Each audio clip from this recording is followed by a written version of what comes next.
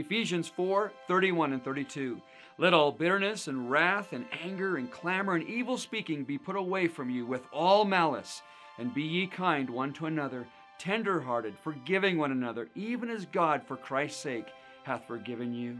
When we don't forgive, we become bitter, and a root of bitterness springs up within us.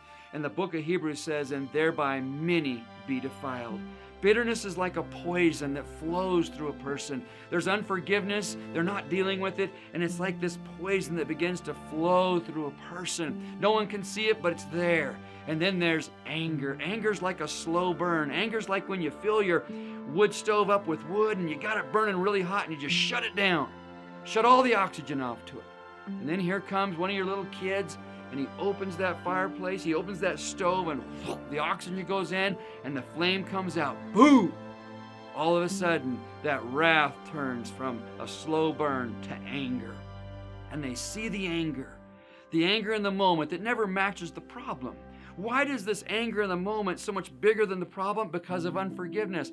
There's this flow of poison through the person that's turned to wrath, and now it's turned to anger. And then guess what? Clamor. We've got to talk about it.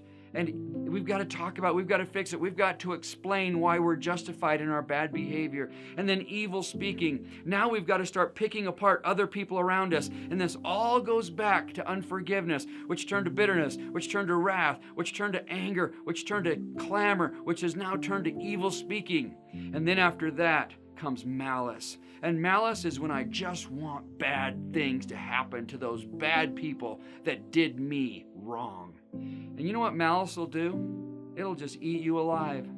Bitterness destroys its own container. Unforgiveness destroys its own container. When Jesus saved you and came to live in you, He made you to be a forgiver. You won't work well as an unforgiver. You've got to become a forgiver. Let Christ forgive people through you so you can have peace and be tender-hearted, forgiving one another as Christ forgave you.